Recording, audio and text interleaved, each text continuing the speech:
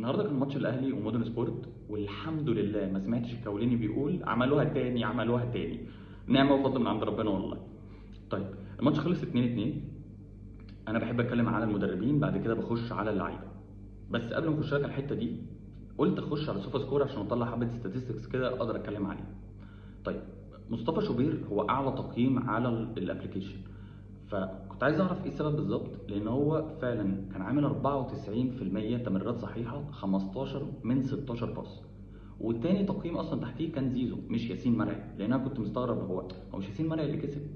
فزيزو حتى هو كان ممكن تقول اوقع ان هو كان اللي يكسبها، ولكن هم حبوا يكافئوا ياسين مرعي علشان الهدف اللي هو جابه.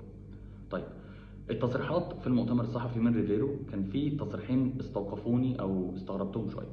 اول واحد مش غريب، ولكن هو قالها اللي هو ده اول مؤتمر صحفي ليك يعني، ان انا مش حابب اسمع ارائكم. لو احنا نقدر نتكلم في حقائق انا ما عنديش مانع، ولكن بلاش نجادل بعض في اراء، لانه انا اللي هتحاسب كده كده في الاول والاخر، وان هو ده شغل. تاني حاجه، الجون الاول جه من اوت، وانا هبتدي اشتغل على الاجنحه لان هم المفروض كانوا يغطوا، ولكن مش ده اللي حصل. الكرة اتلعبت من شوبير عادي جدا، بعد كده اتقطعت من مودرن سبورت، اتلعبت لحسام حسن، شاطها جاب جول. واصلا غلطة كانت محمد هاني. فمستغرب التصريح ده الصراحة. خش لك على اللعيبة ونبتدي بمحمد هاني. محمد هاني لازم يبتدي يفهم ان هو في عمر كمال عبد واحد مستني الفرصة وهينزل ياكل النجيلة.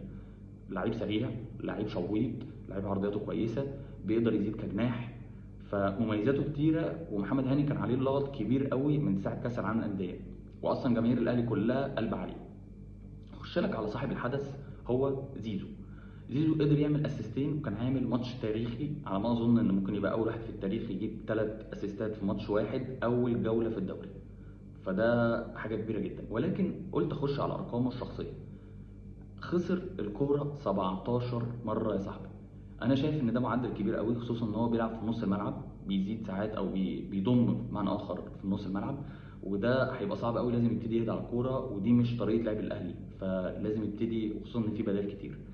اللي باينه قوي ان السلاح السري الموسم ده هيكون العرضيات، هيكون خصوصا ان زيزو احسن واحد هو والشيبي بيعرضوا في مصر. والكرات الثابته في تدريبات باينه قوي فيها، مع ياسين مرعي هيدر كويس جدا، مع ياسر ابراهيم. فتقدر تقول ان ده السلاح الفتاك اللي هيكون موجود. وبن شرقي علشان الناس كتير اتكلمت على الموضوع ده، دفاعيا هو مش احسن حاجه، خصوصا ان محمد شكري لسه جديد، فما اظنش ان بن شرقي هيبتدي ياخد مثلا كاساسي. ممكن طاهر احسن في الدفاع. وبس كده، اكلمك الاسبوع الجاي. سلام.